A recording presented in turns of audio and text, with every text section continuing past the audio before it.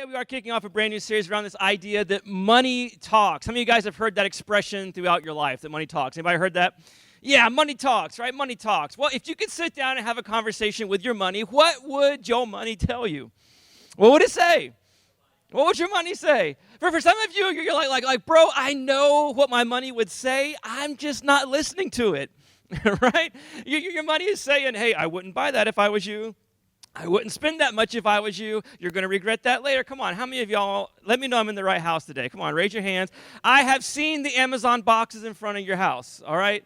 Don't lie to me. I know I'm in the right place today. But here's the twist to all this, and here's where we're going for the next few weeks, is that if money could actually talk, you could have a conversation with your money, what your money would say to you, shockingly, is what Jesus has already said. Yeah, that if money could talk, it would just simply tell you what Jesus has already said. In fact, you may not know this or not, but Jesus, he told anywhere between 35 and 38 parables, depending on how you count and what's a parable. These fictitious stories that he told that had a point to them. He told between 25 and 38 of those, and get this, 16 out of the 30-plus parables that Jesus told, it had to do with money and material possessions. Jesus talked more about money than he talked about heaven. Come on. I think we're all hoping to go there one day, right? He talked more about money than heaven, more about money than hell. Jesus had a lot to say about money. And before you kind of bow up and kind of brush this off and like, oh, man, I came on the money Sunday. He's talking about money. Oh. Listen, but before you kind of, just discount everything I'm about to say, as best we can tell, Jesus had a lot to say about money, but he never actually asked anyone for it. Jesus told all of these parables, all these stories about how we manage our money and how we manage our wealth. And yet, as best we can tell, there was only one occasion that Jesus ever asked anybody for money, and he actually asked someone for a coin to be the point of an illustration, right? Whose picture's on this? And they said Caesar's. And what did Jesus say? Give to Caesar what's Caesar's and give to God what's God's. And as best we can tell, after the little sermon illustration, as best we can tell, Jesus then gave the money back to the person that he borrowed it from, as best we can tell. So Jesus had a lot to say about money. He had a lot to say about how we manage our wealth and possessions. So what was the point of all this? If Jesus' point wasn't, hey, give me all your money, then what was Jesus' point? What was Jesus up to? Well, when you study the Gospels, what we learn is that Jesus really was up to something. He was up to something, and he was after something. But the thing that Jesus is after, shockingly, isn't your money, but it is connected to your money. That's what we're going to be talking about over the next few weeks. So let's jump into this without much introduction, and grab your pen, your service guide if you want to take some notes today. This would be a great series to take some notes on so you can look back on it. But if your money could talk, this is what I believe your money would say to you first, because this is the first thing that Jesus says to us, and that's this. Money says, I can add meaning to your life, but I'm not what? I'm not the meaning of life, right?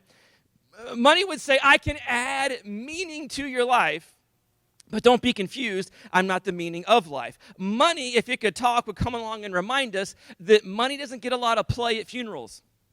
The only time money really gets a lot of play at funerals is when they slip you the bill of how much it actually cost, right?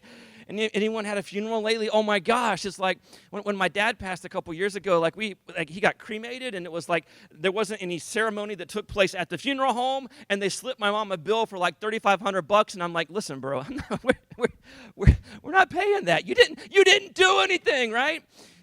That's the only time money gets play at funerals. Or if there was a will, right? That's when money gets play at funerals. Oh, what did he leave us? What did Uncle Jimmy leave us? Oh, nothing. Oh, I knew I should have sent him more Christmas cards. But if money, you guys got to loosen up today. If money could talk, it would remind us that it can add meaning to your life, but it is not the meaning of life. In fact, it is a means more than it is an end. Because if you make money an end, look at this. If you make money an end, you may end up alone, but, everyone say big but? I just wanted to see if you'd say big but. But using money as a means to an end is what makes money meaningful, amen? Using money as a means to an end, not as an end, but as a means to an end, is what gives money meaning, and it can add meaning to your life. And this is kind of our theme in our time today, is that being a means to an end is what gives anything meaning. I don't know if you've ever thought about that before, but being a means to an end is what gives anything meaning. This is true of anything in life. This is why no one outside this morning rolled up on a Segway. Y'all know what Segways are, right? You remember how Segways are supposed to totally revolutionize the way that we get around? It was supposed to make the car obsolete. How many of y'all have a Segway in your garage? Answer, nobody. Do you know why none of us have a Segway in the garage? It's because no one could ever tell us what meaning it possibly had. It was not a means to an end. If you get in your car, you can go to the store, you can go to church, you can go to work. You can't do that on a Segway, right? They could never tell us what was it going to do for you. It was not a means to an end, and therefore it became meaningless. Becoming a means to an end is what adds meaning to anything in life. In fact, that's what meaning actually means. Is to become means to a different end. The same is true for you, and the same is true for me. How many of you in here this morning, come on, be honest, you want to live a meaningful life? That's most people. If your hand's not raised right now, we'll pray for you.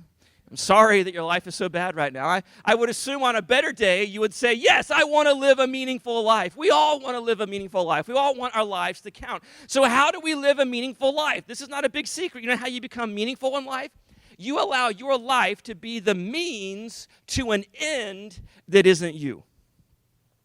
That's how you become meaningful in this life. Is you allow your life, your one and only life, you use it as a means to an end that isn't you and isn't your kingdom and isn't your little world. See, this is where we're going to discover as we go today, is this. Is that when you decide to be a means to an end, your money comes along for the ride. Your money becomes a means rather than an end as well. When you decide to be a means to an end, your money becomes a means rather than just an end as well. Just because I don't want you guys falling asleep on me already, let's read this together out loud in our best. I'm happy to be at Church Voice, all right? 1, 2, 3. When you decide to be a means to an end, your money becomes a means rather than an end as well. If you don't get anything else I say, I pray that you get this. When you decide to be a means to an end, not just an end to yourself, but a means to an end, a greater cause, a greater purpose in this world, then you will begin to use your money, your resources, your wealth, your possessions. You will begin to see all of it as a tool that can be used for a greater good. And in fact, this is what Jesus tells us in one of his, I can't believe he just said that, parables. If you have a Bible with you, the Gospel of Luke is where we're going to be today, Luke 16. If you want to grab your Bible or the Bible app, is where we're going to be, Luke 16. Luke was a doctor who made it his business to go around and catalog and interview all the events of Jesus' life, and then he put them in an organized fashion so that we could have a reliable account of Jesus' life. And so Luke is who wrote the Gospel of Luke. Imagine that, right? It's crazy. What are you going to call it, Luke? I don't know. Luke's Gospel. No, not funny? Okay, it's cool. You can preach next time.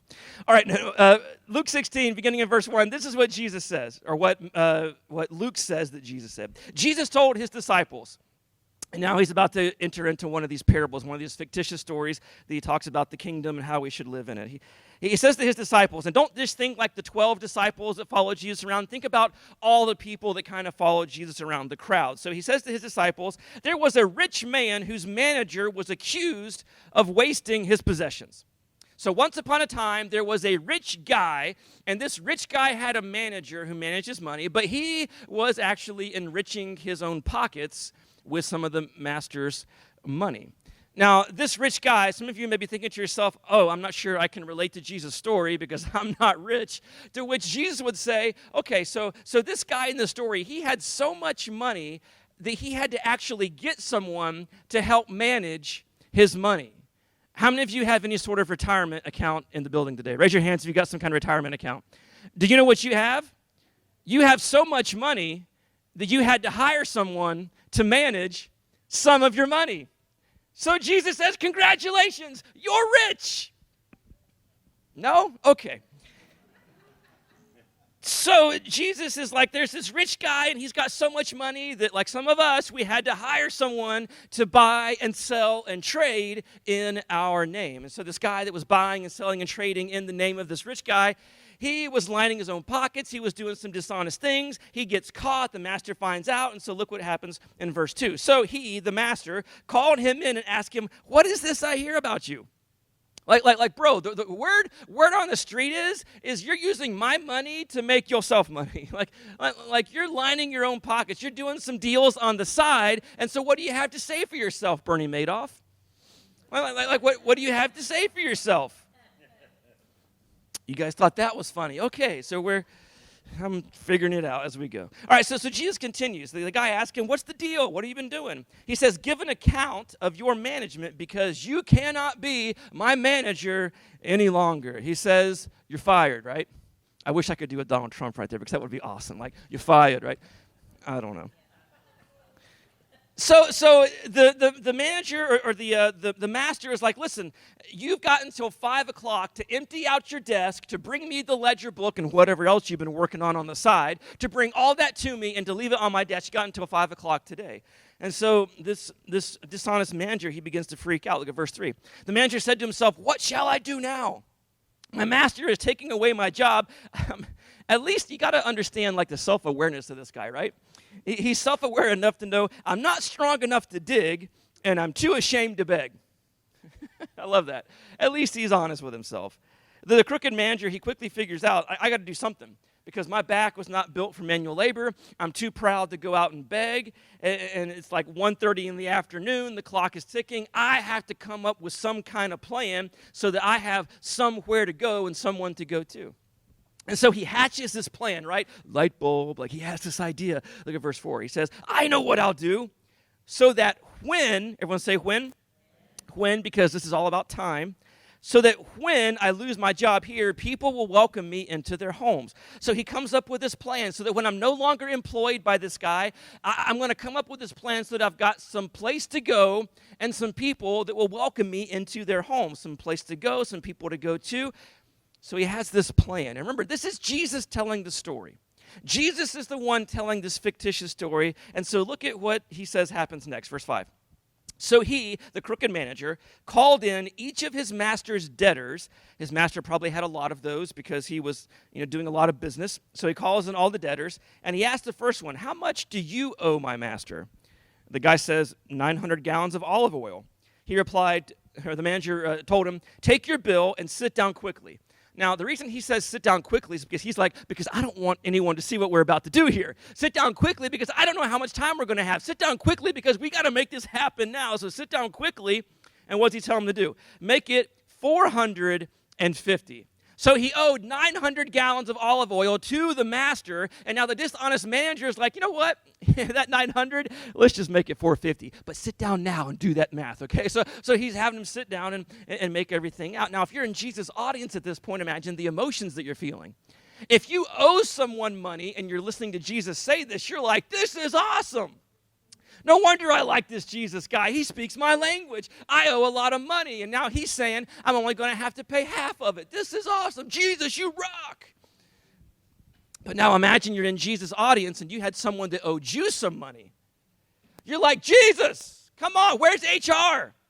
Where's security? This guy needs to be ushered out of the building immediately. This guy is terrible. So the guy who owed the 900 gallons of olive oil, he finishes up his paperwork, and as he's finishing up the paperwork, he says, man, thank you so much. If you ever need anything, come talk to me. And the dishonest manager's like, oh, okay, maybe I will. And so this continues on. Jesus continues, verse 7. He says, then he asked the second, and how much do you owe? And the second guy's like, I owe 1,000 bushels of wheat. He replied, take your bill, and let's make it 800. And the guy's like, there's a wasp. It stinks. All right. Awesome. Wow, this is going to be an interesting message. Anyone allergic to wasps in the house? A few of you. Okay, all right. All right, so here's what we're going to do. If the wasp lands on my head, yell, okay? Deal? Otherwise, we'll pretend they're not here. So he goes to the guy. This is real professional, right? Coming to church, you got wasps in the building, man. You're already in a warehouse, man. We are keeping it 100 in here. All right, so he goes and says, okay, you only owe 800, and the guy's like, thank you so much, man. If you need anything, come talk to me. And the guy's like, I may be talking to you sooner than you think. But on and on this guy goes, the dishonest manager, and all of the people that owed the master money, he gives them deep, deep, deep discounts. Well, you can guess what happened. This went on for a little bit in the afternoon, but eventually the master, because he had this guy on surveillance, he had his phone tapped, he was checking his emails. Eventually he sees what this guy is up to, and so he calls him in and is like, hey, I know what you're doing over there. He gets caught. And everyone in Jesus' audience at this point, they instantly are like, oh, it's about to go down. Our boy's going to go to jail because he should go to jail.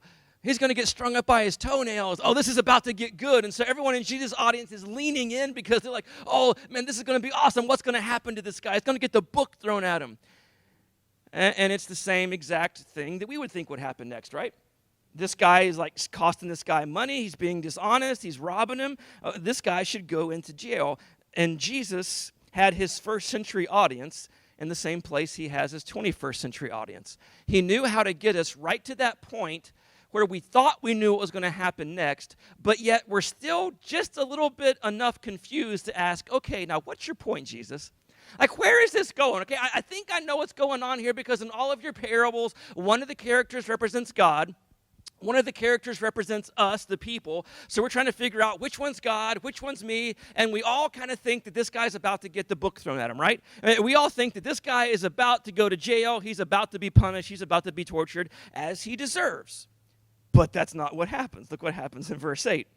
Jesus says, the master commended. I want to say commended.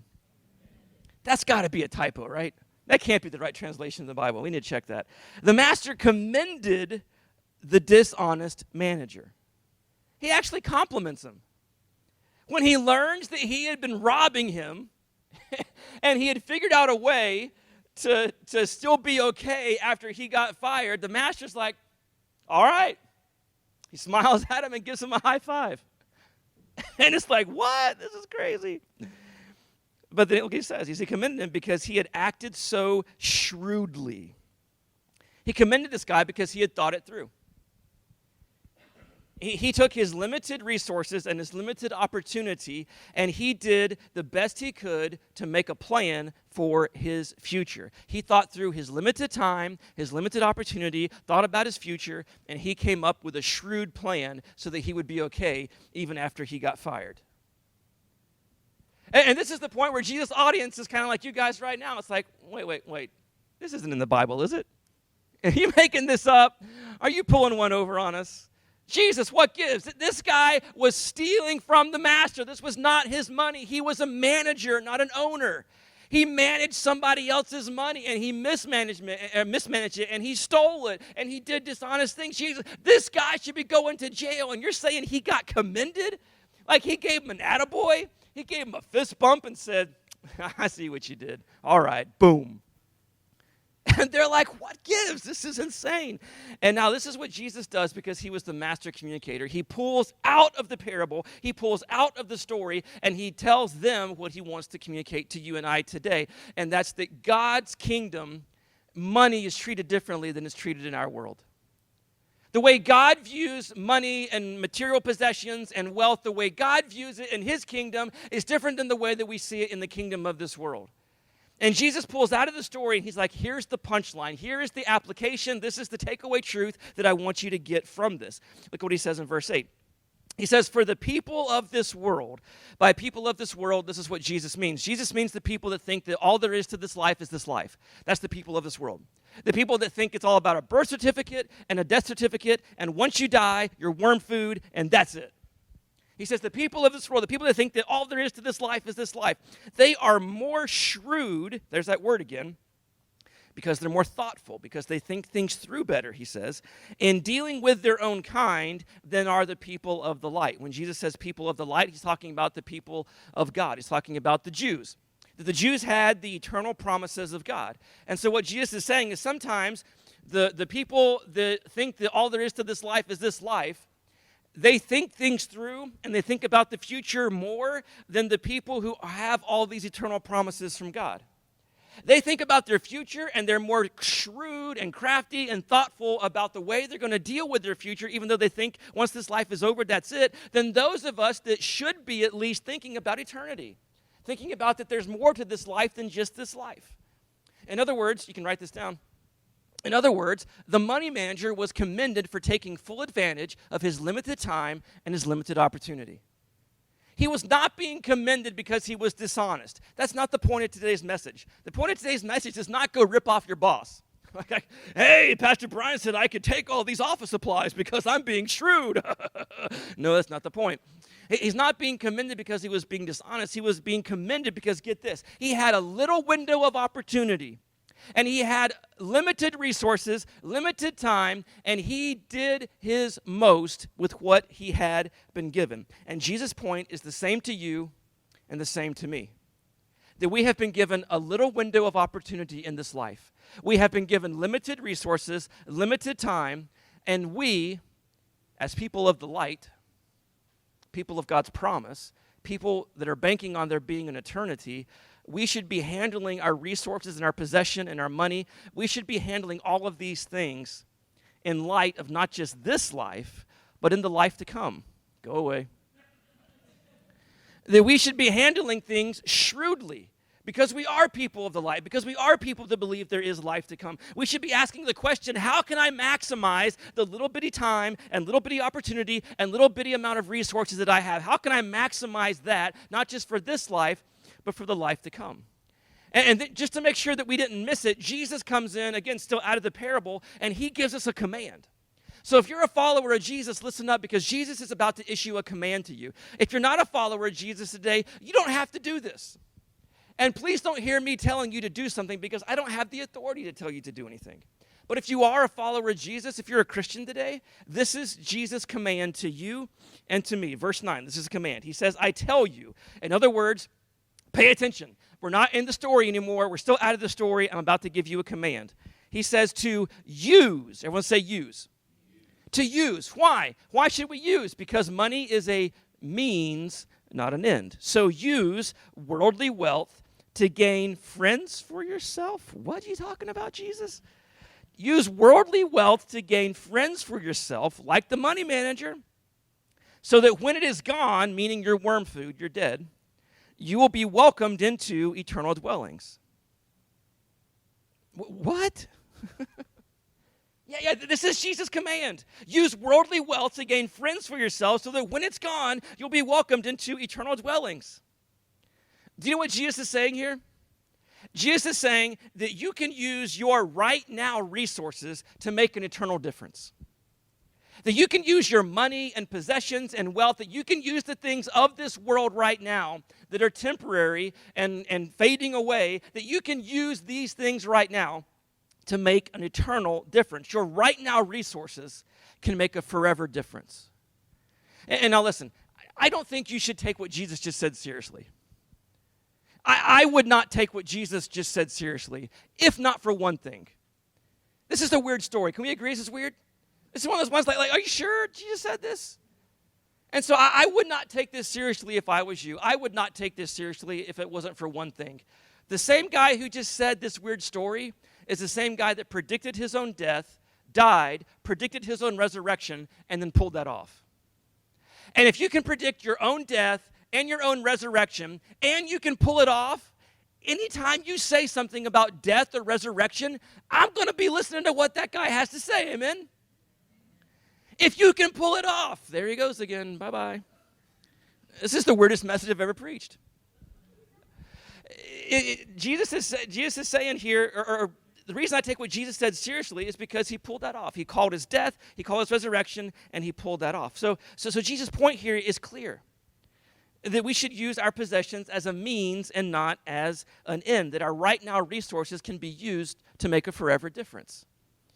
That's really distracting. You've heard it said your whole life that you can't take it with you, right? You can't take it with you? They always say that. Well, you can't take it with you. You usually hear that from your aging parents as they spend money. Get behind me, Satan. I'm going to crush your head under my heel is what I'm going to do. Glad you guys are finding this amusing because I'm like, can we put this online because this is going to be awful. All right. You can't take it with you, right? You can't take it with you. You can't take it with you. But what Jesus is saying is you can't have something to show for it. You can't take it with you, but you can have something to show for it. And if Jesus is right, and I believe that Jesus is right because of the whole resurrection thing we just talked about. So if Jesus is right, if you're a follower of Jesus, then the implication is that as a follower of Jesus, we should not view a percentage of what we have as being available to God and his purposes and what he wants to do. But as a follower of Jesus, we should view 100% of everything that we have as a means to accomplish his ends. Everything that we have as a follower of Jesus, that should be open to him to accomplish his purposes and what he wants to do. The question that we should be asking as a follower of Jesus, if you're not a follower of Jesus, you get a timeout on this one. But as a follower of Jesus, this is the question I would encourage you to begin asking, and that's this. How can I leverage more of what I have as a means to an end that's not me? How can I begin to leverage more of what I have as a means to an end that is not me? Why? Why should we try to leverage more of our resources to an end that's not just us and our kingdom? You know why? Because that's where joy is found. That's where true joy is found. Cheryl and I, when we first got married 19 years ago, the very first budget meeting that we ever had, that we sat down together, I was doing student ministry at the time, making like hardly anything, and Cheryl was still in school at USF, and so we get married, and we're in this apartment together, and we have like almost no money, and our very first budget meeting, we sit down, and we're like, okay, we're going to spend $60 on groceries a week. Okay, we can do this. I'm telling you, we didn't have any money, okay? So we're sitting down like, okay, but we're, from the very first time we had a budget meeting, we decided that we're going to take a percentage of everything that I make, everything that we make together later on when she began working. We're going to take a percentage of that, and we're going to give it to something other than ourselves. We're going to give it to a bigger purpose than just our little world and our little kingdom, and it's going to be the very first thing that we fund. And so as a result of that, for 19 years now, anytime we get paid, anytime someone gives us a gift, anytime we get Christmas presents with some nice green stuff inside, my favorite color is green, by the way. If you're wondering about Christmas presents, I like green. Anyone else like me? You like green? Green's a great color. Goes with anything. So anytime we get anything, anytime we make anything, anytime we get anything, this is what we do. We take 10% of that and we give it to the local church. Very first thing. Whether we like the church or not, we've gone to some churches we didn't like. And anytime we get paid, we still give 10% right off the top because we're going to fund something bigger than ourselves, and we're going to fund somebody else's kingdom before we ever fund our kingdom. Now, through the years, that 10% has grown through the years. We try to be generous with the people around us, and we're trying to always give to people around us. We also don't hoard things in our house. If a room fills up or a closet fills up, you know what that means? It's time to give some stuff away, not get a storage room. Didn't mean to offend anybody. But we try to not hoard and give stuff away. I'm not trying to brag. My point is not, hey, look at me. My point is simply this. In order for us to do this, for 19 years of our married lives, in order for us to live this kind of lifestyle where we funded somebody else's kingdom before we funded our kingdom, you know what we had to do 19 years ago? We had to pick what percentage of our income we were going to live on. Before we did anything, we had to pick what percentage of our income are we going to live on. If you've been around the Suncoast for any amount of time, you've heard me talk about this. You have to pick what percentage of your income you're going to live on. And I wish more people would take me seriously because I think this is good advice. Because here's reality. Even if I don't know you today, you're going to live on a percentage of your income. Whether you realize it or not, whether you've ever talked about it or not, whether you've ever had a budget meeting about it or not, you are going to live on a percentage of your income. And my conviction 19 years ago, Cheryl's conviction 19 years ago, instead of letting our lifestyle dictate what percentage of our income we're going to live on, we tell our lifestyle what percentage it's going to get. We pre-decide ahead of time, this is what percentage of our income that we're going to live on. This is what shrewd, forward-thinking people do. It's not about numbers. It's never about, let's sit down and figure out how much money we're going to give. No, it's all about percentages. It's all about percentages. And you have to pre-decide that. And let me tell you what we've discovered. This is not unique to us. It's just I know my story. That's why I'm telling my story. For those of you in here that are a part of this is your story too. But as we have done this faithfully for 19 years, this is the result right here, is that we have turned stuff into stories, and we have turned money into ministry. We have turned stuff into stories, and we don't miss any of the stuff. And we have turned money into ministry, and we don't regret a single dime of what we've given because that's where joy is found. Jesus said it. It's greater to what? To give than it is to receive. Why? Why is it greater to give than receive? Because there's joy there. And the more we have tried to focus on others and fund someone else's kingdom other than our own, the more joy that we have found. But it's not about the dollars. It's about the percentage, and it's about pre-deciding. It's about saying, this is the percentage that we're going to give, and we're going to figure out how to live on the rest of this. Let me tell you why this matters. Let me tell you where Jesus' teaching is going to tie into this. It's because every single time you and I make a financial decision, we factor something into it. Whether you know what those factors are or not is irrelevant. Some of you may know the factors. You've got like a grid. Some of you are really, really good with money, and so you've got a grid of things. Okay, you ask this question. Is the wasp on my head? Thank you, Jesus. Holy Spirit was moving right there. I felt it. Oh, this is difficult. What was I even talking about? Money, right?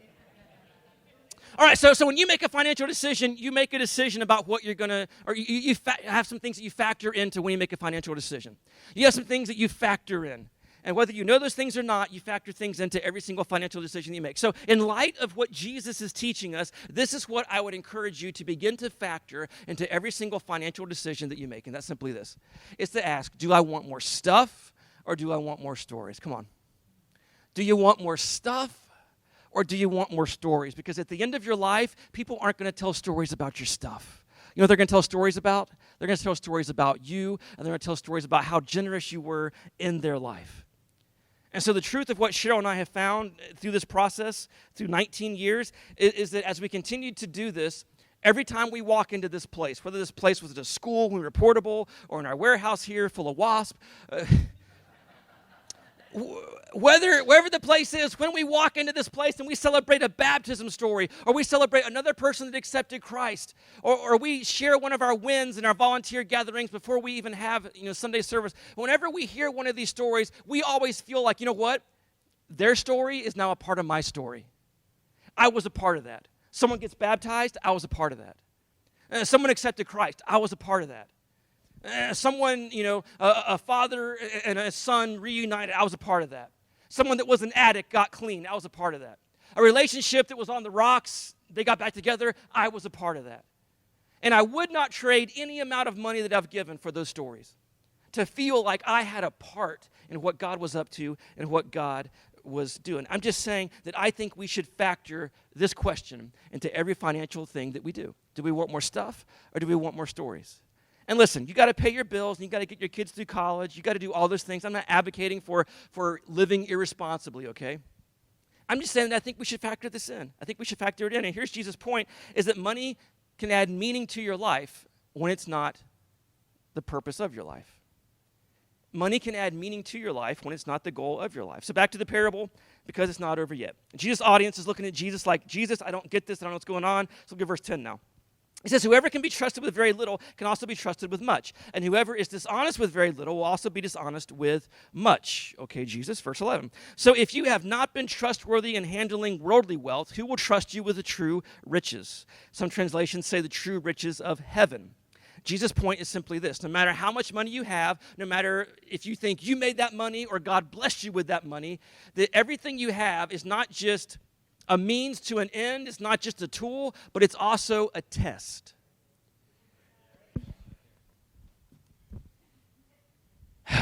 God help us. Some of y'all didn't pray hard enough for the service today. That's what I'm going to put it on and put that back on y'all. I'm so sorry. We're going to.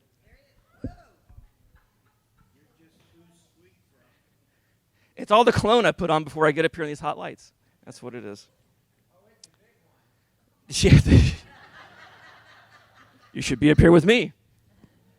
All right. It's a test. It's like the manager in the story. We have a little bit of money, we have a little bit of time, and basically we're being tested about whose kingdom we're going to fund. Are we going to fund the book-ended kingdom of this world, or are we going to fund God's kingdom that never ends and never comes to a close? And if that sounds weird and that sounds creepy and that sounds like I'm trying to, persuade you to give your money, listen, I wouldn't pay attention to anything that I just said. I wouldn't take it seriously again if it wasn't for the resurrection of Jesus. When someone can call their own death and the resurrection and pull it off, and then they talk about life after death, I would go with whatever they have to say. Jesus continues, verse 12. And if you have not been trustworthy with someone else's property, who will give you property of your own? If your money could talk, it would confirm everything that Jesus has been saying, is that your money says, I'm still going to be here after you're gone, and the moment that you think that you have me, I actually have you. So here's what we learned from all of this, is that basically we are managers and not owners. That you are a manager of these resources and you're not an owner. We know that we're managers and not owners because we're going to leave it all behind. You can't take it with you. We all agreed on that. So we are not owning anything. We are managing it. And so the question is, whose money are we managing? Are we managing your money? No, because you don't own it. We're managing somebody else's money. And if we're just natural selection and stardust and however else we got here, and you have no idea how the universe came into being and what the purpose of life even is, and you think this life is all there is, I have no way to answer that question for you of whose money you're managing. Because you're not managing your money because you can't take it with you. You don't own it. You're just managing it for a little while you're here. I have no idea how to answer that. But if in the beginning God created the heavens and the earth, and in the beginning God made man in his image and made him as a steward of his creation, and he gives us a little bit of time and a little bit of resources, and it's not just a tool, but it's also a test, then everything begins to make sense. See, if money could talk, it would say the same thing that Jesus has been saying, that it's a means and not an end. It's a tool and a test, and it can add meaning to your life, but it is not the meaning of your life. So what do we do with all this? Well, that's what next Sunday is going to be about. We're going to pick this up, and we're trying to get a little more practical with this, but this is the big question that I want to leave you with this week, and we'll wrap it up. This is the big question, though, that none of us ever think about. And the question is this: if being a means to an end is what gives your life meaning, to what ends do you want your life to be a means? If being a means to an end is what gives your life meaning, that's what meaning is, right? In order to have meaning, you have to be a means to an end. So if being a means to an end is what gives your life meaning, then to what ends do you want your life to have meaning? In other words, at the end of your life, what do you want people to remember you for? At the end of your life, when you're on your deathbed, what do you want people to line up and say to you? See, if you don't answer that question, then here's what's going to happen. Your appetite and my appetite is going to consume all of it. If you don't answer this question, then your appetite is going to lead you to spend everything you have on you and your kingdom. The culture in this world is going to pull you towards spending every dime that you have on you and your lifestyle and your comfort. And at the end of your life, this is what none of us want to be said about us, and that's this: she ate, she drank, she was merry, and then she died. That is not a legacy. That is a poorly lived life. And that is not what any of us want to be true of us. But when you answer this big question, your money will begin to follow. Listen to me. When you answer this big question, your money will follow. And guess what's going to follow after your money, which is the thing that Jesus is really after, and it is your heart. Your heart is what Jesus is after. And some of us have lived long enough to see this in other people's lives. We've seen the joy of giving, and we know that this is true. Whenever you answer this question, this big question, something happens in your heart. So again, this is the question that I want you to wrestle with this week. Write this down. If being a means to an end is what gives your life meaning, then to what end do you want your life to be a means? If being a means to an end is what gives your life meaning, then what ends do you want your life to be a means? When you answer that question, you'll begin to view everything that you have as a tool for His kingdom and His glory and what He wants to accomplish. At the very end of the Jesus teaching, there's one more verse that I want to show you. Because at the beginning of this, we learned that Jesus was talking to His disciples, right? But apparently along the way, some other people kind of creeped in on the outskirts and began to listen to what Jesus had to say. This is what Luke says in verse 14. He says the Pharisees, these ultra self-righteous religious types who loved money, heard all of this, heard everything that I just talked about, minus the wasp. They heard all of this, and what'd they do? They sneered at Jesus. These Pharisees, they sneered at Jesus. Do you know what any of these Pharisees' names are? Neither does history. To what end do you want your life to have meaning? Let's pray. Jesus, we love you and we thank you for the chance to be in your house today. We thank you for your word and the way that you speak in a way that that it cuts through the noise, and it has a way of being timeless. 2,000 years later, we read these words and we can find meaning and purpose in here. Jesus, we recognize that you're not trying to get our money, and you're not trying to get in our wallets and our pocketbooks and our bank accounts. But what you truly are after is our hearts. And you know that the moment that we think we have money, that money really has us, that our appetites will lead us to consume everything we have. And we will waste the life that you have given us. So, Father, I pray that eyes and hearts will be open today to the truth of what you're saying to us.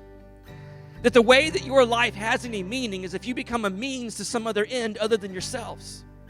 This is what you've called us to. This is the purpose of our lives.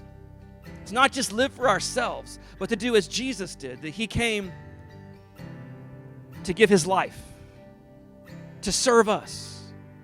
That the King of Kings and Lord of Lords would humble himself and to give his life and to serve others with his life. That he has left that as our example. So may hearts and eyes be open today that that is what you want from us. That you want us to be willing to give our lives for others, to serve others, to be a blessing to others. And we realize that everything that we've been given is not simply for our consumption and for our comfort, but you have given it to us to make a difference in this world, to leave this world a better place than when we found it. Father, may you light a spark in our hearts. May you speak into our souls right now and echo and ring true to the calling and the purpose you have placed in our lives. May something awaken inside of us that says, yes, this is it. This is what I've been waiting for. This is what you've called me to. To live a life about others and not just myself. Father, we repent for the consumption that is so easy to fall into in this culture, in this country. The assumption about our consumption, that we assume it's all for us. Father, help us to turn from that and to begin to give first and to live second. Jesus, thank you so much for your example. We say that you are the way, that you are the truth, and that you are the life. And Father, our goal today as a church is that we stand together, stand on your feet right now, and we say that we want to build our lives upon the firm foundation that is Jesus Christ. Stand and sing with us.